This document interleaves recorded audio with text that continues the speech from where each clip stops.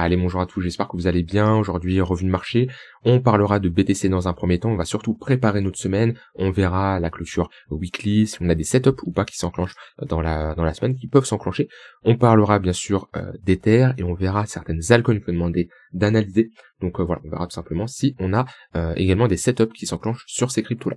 Avant que je commence, je vous rappelle, il vous reste là quelques heures pour profiter de l'offre en cours sur le programme Devenir Trader. Je vous rappelle, dès début janvier, on va avoir une grosse mise à jour du programme avec pas mal d'ajouts pour renforcer l'accompagnement, renforcer votre manière d'être encore plus rapidement autonome. Et déjà, c'est un programme qui est vraiment complet. Plus de 30 heures de vidéos, 15 modules, on parle de tout, on aborde tous les sujets importants qui vont vous permettre clairement d'être rentable. Et en plus, vous avez déjà un coaching personnalisé et un accompagnement à vie, mais comme je le dis, tout ça va s'intensifier dès début 2026. Et je vous rappelle, vous prenez aucun risque avec la garantie trader rentable ou remboursé. Donc voilà, il vous reste là quelques heures pour profiter de l'offre, pour ceux qui le veulent, profiter des 200 € offerts et surtout profiter d'un prix très bas qui ne sera plus jamais disponible avant bien sûr l'augmentation du 1er janvier 2026, et ben je vous invite à cliquer sur le premier lien en description. Alors je commence ici par le BTC. Je regarde la clôture weekly. On va surveiller notre clôture, mais c'est vrai que si ça pousse, on pourra avoir une clôture qui est moins pire que ce qui était prévu. Donc voilà, je vais vraiment attendre la clôture weekly. C'est pas comme si on était très bas où j'aurais pu déjà avancer comment va être la clôture. Là ça peut pas mal bouger. On voit que voilà, sur les dernières minutes, les dernières heures là, ça peut encore pump avant notre clôture weekly qui va arriver dans quelques heures.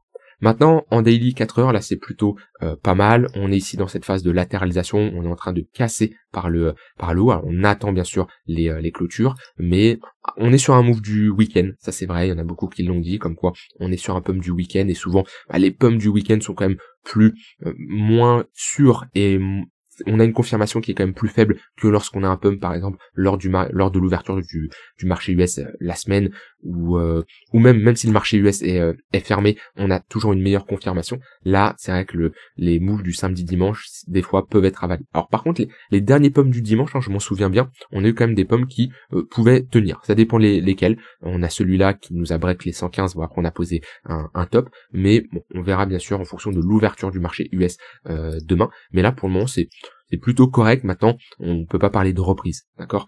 Là, si je mets des moyennes mobiles, on est dans le tunnel 1 heure, et surtout juste au-dessus, en fait, on a pas mal de résistance. C'est pour ça que c'est compliqué. Pour vraiment parler de vraie reprise, faudrait passer au-dessus des 106 000 $. En fait, flip ce niveau de résistance en support.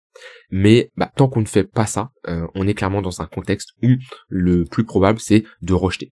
Parce qu'on est sur un niveau de résistance. Comme un niveau de support a plus de chances de faire son taf, c'est-à-dire faire office de support, là, le fait de revenir chercher cette extrémité haute, on a plus de chances de faire office de résistance et de rejeter. Donc à surveiller. On va également surveiller les nouveaux points pivots weekly qui vont arriver. Hop. Si je mets déjà ceux qu'on a en cours, voilà, on a une confluence à ce niveau-là. On va regarder les nouveaux points pivots weekly, là où ils vont être, voir si on a des corrélations, si on peut chercher des confluences. Moi en général, quand je trade, j'aime bien avoir des confluences entre deux, trois niveaux. Ça va être par exemple un point pivot avec un tunnel, un niveau de support ou de résistance. Ça nous renforce globalement notre zone pour nous dire ok, là on a plus de chances d'avoir une réaction parce que j'ai une confluence de certains outils d'indicateurs qui me renforcent tout simplement ma conviction.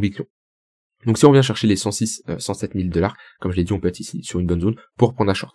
Alors, je vais aborder ça du sujet maintenant, on m'a d'ailleurs posé une question, on m'a dit oui Nico, souvent tu nous dis les zones intéressantes, puis après tu parles de réactions acheteuses ou de réactions vendeuses. C'est quoi une réaction acheteuse, c'est quoi une réaction vendeuse? Alors, comme je l'ai dit, la chose la plus importante, toujours, c'est de quadriller votre charte. C'est globalement ce qu'on fait là, ce qu'on a sous les yeux, des niveaux de support, des niveaux de résistance. On peut utiliser des niveaux intermédiaires comme des points pivots weekly, monthly, des tunnels Vegas, d'accord, ce qui nous permet tout simplement de déterminer des zones intéressantes pour se positionner.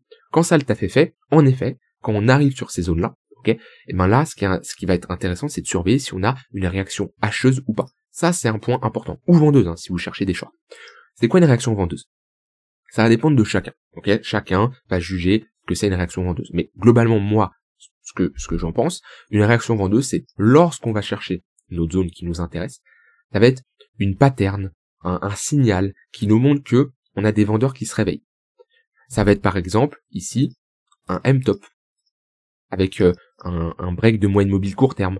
Ça va être par exemple une épaule tête-épaule inversée. Ça va être un ravalement, une mèche haute, Est-ce que je peux prendre vous voyez, quand on a comme ça une première mèche haute, une deuxième mèche haute qui est suivie par ici un M-top, et sûrement là on casse moyenne mobile court terme, voilà, on casse le 15 minutes, voilà ici ce qui est une réaction vendeuse. Une réaction acheteuse, ça va être par exemple une mèche basse, ça peut être ici considéré comme une réaction acheteuse, ça peut être un ravalement aussi, ça peut être une pattern en W, voilà, quelque chose qui nous montre un signal, qui nous montre que, ok, et ben sur cette zone de localisation, on a un réveil, acheteur ou vendeur. Alors bien sûr, c'est pas parce qu'on a ça que c'est sûr à 1000%, 3000%, autant de pourcentage que vous voulez, que ça va aller dans votre sens. Vous pouvez, bien sûr, avoir un faux signal, une fausse cassure, parce que c'est comme ça, c'est le marché, et rien de sûr. C'est là où, bien sûr, on introduit la gestion de risque, d'accord? Ça, je préfère quand même faire de la prévention, c'est pas parce qu'on a un signal acheteur ou vendeur, que ça y est, c'est sûr, faut all-in. Non. Mais globalement, voilà, signal acheteur-vendeur, ça va être quand on atteint un niveau de support ou des résistances, avoir tout simplement un petit signal, une pattern, quelque chose qui nous montre que, très bien, on a une preuve comme quoi la zone qu'on a déterminée, comme celle-ci par exemple, eh ben, il y a des acheteurs qui s'intéressent à cette zone. Vous voyez ici des mèches basses. 1, 2, 3, 4. Voilà, on se dit que ça tient. Voilà. Alors, c'est pas parce que ça tient que ça va continuer à tenir. Mais déjà, ça nous dit, ok, bah, si ça tient, et si on pense en tout cas que ça va continuer à tenir, et ben là, on peut rentrer en position avec une gestion de risque et avec une invalidation, bien entendu. Mais voilà ce que c'est, ce type de réaction acheteuse ou vendeuse. Après, vous faites un peu votre propre recette de cuisine. C'est-à-dire que un setup, c'est comme une recette de cuisine, hein. Vous avez vos différents ingrédients, et ben, il va y avoir des recettes de base. Après, avec votre expérience, vos connaissances, vous allez peut-être modifier quelques éléments de la recette parce que, voilà, vous dites que vous préférez comme ça, vous avez des meilleurs résultats avec certains ingrédients. Voilà, c'est exactement la même chose. Bon, voilà en tout cas pour BTC de ce côté-là. Moi, je parle pas de vrai bottom et de reprise tant qu'on ne repasse pas au-dessus des 106 500, 107 000 $. Faudrait vraiment flip ce niveau de résistance en support. Et quand bien même, hein, c'est pas si on fait ça que ça y est, c'est sûr, on va repartir à 100%. Alors oui, ça sera un signal bullish parce qu'on aurait une réintégration. Mais là, faudrait vraiment avoir un changement de notre dynamique. Parce que là, pour le moment, si je trace en moyen terme là les creux et les sommets, bah creux, sommet, creux. Là, ici, sommet, là, enfin, sommet plus bas, là, on break, creux. Voilà, faudrait avoir un break d'impression sommet, quelque chose qui nous montre que, ok, on inverse notre dynamique. Vous voyez, ici, c'était pareil, on faisait sommet, creux, sommet, d'accord? Creux, ok, jusqu'à arriver à un stade où, bah, le précédent sommet, on le casse. Et on fait ensuite un creux plus haut que le précédent. Bah là, ça nous confirme que, ok, on a inversé notre dynamique et on va plutôt chercher des longs. Moi, je reste dans cette phase où je suis plutôt prudent, même si on a un rebond, même si, comme je vous l'ai dit, hein, moi sur du long terme, ce que je surveille vraiment, déjà, clôture sous les 106, 107, ça n'a pas été terrible, surtout sur du moyen terme. Par contre, sur du très long terme, grosse invalidation, 90 000 $. On passe en dessous, ouais, on inverserait la structure long terme sur le BTC. Donc, chose qui n'est pas encore faite, mais ça pourrait potentiellement arriver si dans les prochaines semaines, on trouve pas de réaction acheteuse et on n'arrive pas à poser un bottom. Voilà de ce côté-là sur BTC. Au niveau d'Ether, bon, lui Ether, il part pour clôturer sous les 3700, 3800 $. Même si on a quand même une réaction acheteuse, on le voit bien qu'on a une mèche qui est basse, comme on avait ici, comme on avait ici. On voit de toute façon sur Ether, il y a quand même de la demande. C'est-à-dire que même si on a des baisses qui sont importantes, à chaque fois en fin de semaine, on a un réveil acheteur. On l'a vu énormément de fois à ce niveau-là, où moi j'avais des convictions comme quoi on tenait ce niveau-là, tout simplement parce qu'on avait des acheteurs qui se manifestaient. On avait ici, pareil, on a ici une mèche basse, ça nous montre que voilà, les mèches basses, ça reste des signaux intéressants. Qu'on a comme ça une mèche basse ou des mèches hautes, hein. Ça marche dans les deux sens. Hein. Quand on a ici, vous voyez pas mal de mèches hautes, là on a et des mèches hautes et des mèches basses. Là, ça nous montre que on est vraiment dans une indécision. Donc c'est sûr, il y a des contextes qui sont un peu plus compliqués que d'autres, mais globalement, moi sur Ether, même si là, on essaye de poser un bottom court terme, et on va le voir après qu'on va zoomer sur du 4 heures, 1 heure, tant que j'ai pas une vraie réintégration, j'ai pas encore un gros signal comme quoi le bottom est posé. Surtout on est on passe au-dessus du tunnel 1 heure, mais on est sous le daily, on est toujours sous le 4 heures. Voilà. On n'est pas dans un contexte où, comme là, on repasse au-dessus du daily, il fait office de support, même s'il y a des petits excès baissés, on repasse directement au-dessus, et on a des moyennes mobiles orientées à la hausse, un 1 heure au-dessus du 4 heures, un 15 minutes au-dessus du 1 heure, et ensuite on est prêt à faire un nouvel attach. Donc voilà, c'est globalement ce que j'attendrais, moi, c'est vraiment repasser au-dessus des moyennes mobiles, et ici repasser au-dessus des niveaux des 3900 $, hein, à peu près. Globalement, réintégrer ce niveau-là. Si on a ça, ouais, ça serait globalement un signal qui serait plutôt pas mal. Donc sur Ether, on est un peu dans une zone morte ici. Alors, certaines personnes qui ont vraiment une vision très très long terme sur Ether et qui estiment que 3000 $, 3200 $, c'est une bonne zone pour se repositionner, ok, il y a pas de mal. Moi, globalement, c'est soit j'attends 3000 $ un signal d'achat avec une réaction acheteuse, comme on a vu juste avant, soit j'attends vraiment de réintégrer ce niveau-là. Alors, il y a des personnes qui vont me dire, non, mais attends, tu veux pas en acheter ici, mais tu serais prêt à en racheter si on réintègre? Bah, juste là, j'ai pas de signal bullish pour le moment. Ou j'ai un signal qui peut être bullish, mais pas dans une zone qui m'intéresse. Donc, oui, je préfère clairement avoir un signal avec une meilleure confirmation sur un niveau plus haut. C'est soit j'ai un vrai signal bullish sur un niveau beaucoup plus haut, ou alors j'ai un pullback sur une zone qui m'intéresse un peu plus, où là je peux rentrer. Et si je dois aller encore plus bas, bah là, vous voyez, ici, la réaction acheteuse que j'attends, ici elle est quand même importante. Je veux une vraie réaction acheteuse, je veux une vraie pattern qui va se dessiner, qui montre que les acheteurs sont présents.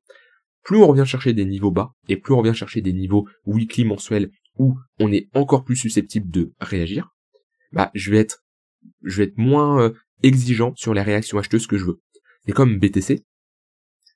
BTC lors la fin du bear market, ici là, je surveillais comme une réaction acheteuse, mais voilà, je rentrais en position parce que ici j'avais acheté du BTC alors qu'on n'avait pas de réaction acheteuse, parce que je me disais waouh, on est sur des niveaux vraiment bas, vous voyez, pression ATH, etc., etc. Donc ça va dépendre. Ça va dépendre de certaines zones. Vous voyez, quand on était ici sur le BTC, là, j'attendais une réaction acheteuse que je n'ai pas eu. Et si j'en avais une, je rentrais en position. J'en ai pas eu. Par contre, ici, je suis rentré plus bas sans avoir de réaction acheteuse, parce que j'estimais qu'on était sur une bonne zone pour commencer à me réexposer, parce que je n'avais pas besoin de réaction acheteuse.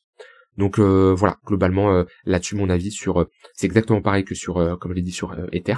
Là ce niveau-là je pourrais rentrer agressivement. Celui-là je vais plutôt attendre un signal. Et là bien sûr si j'ai une réintégration, bah ça serait plutôt pas mal. Même si je rentre plus haut, je peux avoir une réintégration avec une invalidation juste en dessous. Hop, je reviens en arrière, je supprime ça. Voilà, de ce côté-là. Sur Ether, je vais quand même analyser la paire ETH-BTC parce que ça m'a été un peu demandé. C'est vrai que je le fais un peu moins ces derniers temps. La paire ETH-BTC, je vous rappelle, ça permet de mesurer la surperformance de Ether face au Bitcoin dans une tendance haussière comme ça. C'est-à-dire que Ether surperforme le BTC, et dans une tendance baissière comme ça, c'est-à-dire que Bitcoin surperforme Ether. Donc si je dézoome, je me remets en weekly, on voit que historiquement, Ether s'est fait clairement surperformer par le BTC pendant 2-3 ans, là, de 2023 à peu près 2025, alors que avant c'est lui qui a été beaucoup plus fort. On voit qu'il y a des phases de cycle. On est revenu chercher cette grosse zone de demande ici. On a posé un bottom, structure en W, creux sommet de plus en plus haut, validation de cette pattern en W. Et là, on est un peu sur un rebond en V-top, voilà, avec pas trop de volatilité. Pour moi, ici, le bottom est in. Il y a très peu de chances qu'on repasse sous ces creux-là. On peut pullback, on pourrait revenir, par exemple, chercher la ligne de coup et repartir par la suite. C'est, il me semble, ce qu'on avait fait ici. Vous voyez, on était parti. On était revenu chercher la ligne de coup, on est reparti. Et on est revenu à nouveau chercher la ligne de coup. Mais globalement, qu'on a ce type de structure-là, qui sont quand même assez conséquentes en weekly, voire même monthly, qui se posent. Souvent, c'est des gros bottoms, en tout cas, qui tiennent sur du long terme. Puis si je mets des moyennes mobiles, vous êtes à peu près dans le tunnel daily, de mémoire, ouais. Vous voyez, oui, sur du court moyen terme, on a une tendance qui est baissière. On voit bien la différence, ça soit d'un point de vue action du prix, avec des creux et des sommets de plus en plus hauts, ok. Et là, des creux et des sommets de plus en plus bas. Ou alors, avec des moyennes mobiles. Ici, des moyennes mobiles qui sont là de plus en plus hautes, et là, de plus en plus basses. Donc voilà, et là on vient chercher le tunnel daily, qui est une bonne zone de localisation pour potentiellement chercher des longues et viser ici la continuation de tendance. Donc ça veut dire que Ether est dans une bonne zone ici, sur la paire face au BTC. Donc voilà, après pas de bottom qui est posé. La zone de localisation est bonne, mais on n'a pas de réaction acheteuse, tout simplement. Voilà de ce côté-là pour BTC et Ether. Au niveau des altcoins, on peut regarder un peu les altcoins qui sont vraiment sortis du lot cette semaine. Même si on a eu un pump sur certaines altcoins, bon, on a quand même des altcoins qui restent globalement faibles. Par exemple, je pense à Tao dans les altcoins fortes. Vous voyez, c'est là où il faut avoir cette capacité de changer de biais très rapidement. Et ça, c'est de l'expérience, d'avoir un plan. Ici, je parlais qu'on a pump ici. Je vous disais comme quoi Tao, il y a une décorrélation et il sort vraiment du lot. Et la preuve, c'est que en quelques jours, quelques semaines si on veut, il a presque fait un x2. Ce qui est quand même pas mal pour une altcoin à forte capitalisation. Alors que, à ce moment-là, BTC ne performait pas plus que ça, c'était un peu bancal. Et quand on a eu la réintégration, c'était en début de semaine, là, je suis direct sorti moi sur Tao et je vous ai dit, c'est pas terrible. Parce que quand on break comme ça ou réintègre, il y a de grandes chances qu'on passe sur une altcoin qui est faible. Et on voit ici, ça a été le cas. Donc Tao actuellement, c'est une crypto qui est clairement faible. Après, dans les cryptos fortes de cette semaine, on va avoir du ICP, on va avoir du FET, on va avoir du NIR, on va avoir du Zcash, ok. Par contre, attention, on est sur des niveaux, sur certaines de ces cryptos, on est sur des niveaux qui sont clairement hauts, ok. Est-ce qu'on pose un top? Pour le moment, non. Pour le moment, il n'y a aucun top qui est posé. C'est-à-dire que là, à chaque fois qu'on a des retracements, Faut pas commencer à se mettre dans la tête comme beaucoup peuvent vous dire, oui, on est haut, c'est qu'on va top. Non. On est haut, c'est pas le bon moment de investir. Je parle bien d'investissement. Par contre, pour un trader, ce genre de chart, on a des replis, on met des moyennes mobiles, 15 minutes, 1 heure, les pullbacks, ça s'achète. Avec une invalidation, avec une bonne gestion de risque. Mais vous voyez déjà, ça vous donne un point de repère. Et le but, c'est pour ça, on met ces moyennes mobiles pour avoir un point de repère. Le but, c'est pas de se positionner ici, c'est pas de se positionner ici, c'est de se positionner quand on a des replis. Dans ces tunnels. Je peux mettre Zcash, je peux mettre ICP, qui est un peu retracé un peu plus, mais voilà, qui est même pas revenu chercher son tunnel 1 heure. Moi, je suis sorti à 100%, mais ouais, ça, c'est des cryptos intéressantes. Faites, je vais pas trop regarder, faites, je sais pas ce que ça donne. Faites, c'est moins ouf parce que on a pump, mais on vient de très bas, de très haut, donc on a une bonne tendance baissière, donc c'est moins terrible. On avait quoi d'autre comme Alcon qui était fort? NIR, elle a bien pump. Si je regarde NIR, ouais, c'est déjà plutôt pas mal. Et là, on est au-dessus des moyennes mobiles. Donc, ici, on est dans un contexte. Je vais pas commencer à dire oui, ça y est. En fait, c'est là où quand je vois les réseaux, je me dis, il y a vraiment beaucoup de guignols. Dès qu'il y a quelques altcoins qui pump, ouais, altcoin season, ça y est, c'est parti et tout. C'est pas ça une altcoin season. C'est pas ça. Une altcoin season, c'est vraiment 2021 où, voilà, toutes les altcoins pump, mais pump vraiment. Vous voyez, quand sur NIR, en quelques mois, on fait ça, et sur toutes les altcoins, on fait ça, là, c'est une altcoin season. Mais NIR a pris plus 30% dans la journée, un truc comme ça, il me semble. Ouais, plus 32%. Ouais, ça y est, altcoin season, c'est parti, to the moon. Moi, je suis en mode, ok, on se calme, très bien. Est-ce qu'il peut y avoir une altcoin season? Ça peut arriver. De toute façon, les altcoin season sont arrivés quand personne s'y attendait. Ça a toujours été comme ça. À chaque fois qu'il y a eu quelque chose de ouf, personne s'y attendait. Le bottom sur BTC 2023, pas grand monde s'y attendait, ok. Voilà, et ça, c'est un fait. Maintenant, moi, je suis dans un contexte où, je vous l'ai dit, sur des altcoins faibles comme ça, des altcoins basses, qui n'ont pas encore pump, comme Zcash, par exemple. Zcash, c'est trop tard pour l'investissement. NIR pour l'investissement, c'est pas trop tard. On peut être sur des bonnes zones. Mais si vous voulez trader activement ce genre de crypto, vous prenez les plus fortes, comme on a vu, NIR, ICP et tout ce qu'on a vu là. Hop, vous zoomez sur du 1h, 4h, vous mettez des moyennes mobiles et qu'on a des replis sur ces moyennes mobiles, et ben on cherche des setups. On fait de la continuation de tendance. Mais ça passe déjà en avance par faire le taf sur trouver les altcoins qui sortent du lot. Et ça, c'est les altcoins qui vont enregistrer une bonne performance face au BTC. Ouais, par exemple, Tao, ça va pas être intéressant. TRX non plus, XRP non plus. Par contre, du APT, ouais, seul, c'est pas ouf, du SHIB, du LTC, c'est pas mal, du DOT, c'est bien aussi, UNI, NIR, c'est très bien, vous voyez. Bah, ça, c'est les identifier, vous faites une liste, comme ça, vous notez, hein, vous prenez votre carnet, vous mettez, ok, ICP, FET, on fait entre parenthèses, NIR, ZEC, etc. Vous faites votre liste. Et après, vous allez sur les charts et vous mettez vos alertes, d'accord? Ah bah là, on a pump, ah bah j'étais pas devant les écrans, ok, bah bon, déjà, c'est sûr que si vous êtes devant les écrans 5 minutes par jour, ça va être compliqué. Ça dépend, bien sûr, mais quelqu'un qui fait de l'intraday ou du swing a besoin d'être un peu, surtout de l'intraday, swing encore, ça peut le faire, mais surtout doit fonctionner avec des alertes.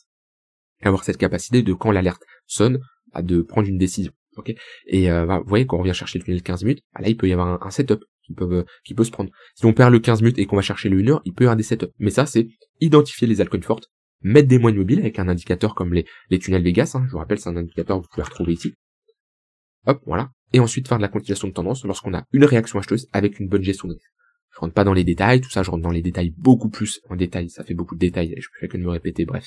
Dans le programme Devenir Trader, où là, je vous explique comment je fonctionne, avec le setup Vegas, comment on fait de la continuation de tendance, exactement, en détail comment je me positionne. Là, globalement, je vous fais comprendre dans les grandes lignes comment on se comporte dans ce genre de contexte de marché. Alors, au niveau des altcoins que je vais analyser, on m'a demandé ZK. Hop là. ZK, compte sur Binance. Hein. De toute façon. USDT, tac. Ah, ZK de mémoire, ouais. Moi, ça, c'est des altcoins, j'ai du mal. Pourquoi? Parce que on est dans un contexte qui est pas facile, actuellement, sur les cryptos. C'est pas tout pump to the moon, d'accord? Et prendre des cryptos jeunes, qui veut dire qu'on n'a pas toute la supply qui est en circulation. Là, sur ZK Sync, on a 40% de la supply. Donc pas mal de supply à débloquer, ce qui entraîne une pression vendeuse, c'est clairement pas terrible. Donc ouais, là on est clairement dans un contexte où c'est pas les altcoins que je vais le plus préférer. Et qu'on a comme ça pattern de top, M-top, structure baissière, tendance baissière, range, pas un bottom qui est posé. Alors oui, on a un rebond en V-bottom, et à la limite ça sur de l'intraday ça peut se trader si on a des moyennes mobiles orientées à la hausse, mais vous voyez c'est moins clean que les autres cryptos qu'on a vu. Sur du long terme, si vous voulez vraiment rentrer sur ce genre de crypto, faut vraiment attendre qu'une structure se dessine. Ça peut être maintenant, plus bas, hein, structure en W, comme ça peut être faire quelque chose comme ça et pullback, ok, pas de souci, mais avoir une confirmation comme quoi la demande l'emporte sur l'offre. Après, sur du court terme, ça peut se trader, bien sûr.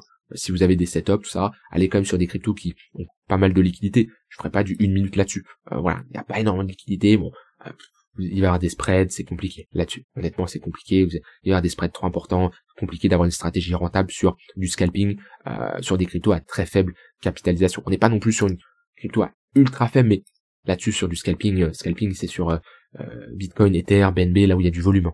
Vous êtes obligé, hein, sinon vous allez vous prendre des spreads de ouf et ça va être très compliqué.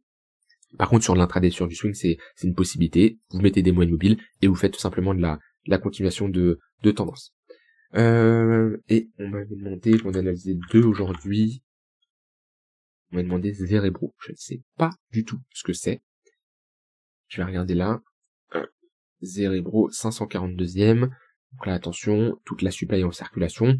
Bon, alors, attention, c'est pas parce que toute la supply en circulation que c'est sûr à 100% que le projet va pump. Mais c'est toujours plus rassurant parce que quand le prix va monter, on a une variation du market cap qui va être tout simplement similaire en fonction de l'évolution du prix. C'est-à-dire, le market cap, il évolue de deux manières. L'évolution de la supply ou l'évolution du prix. Ok ?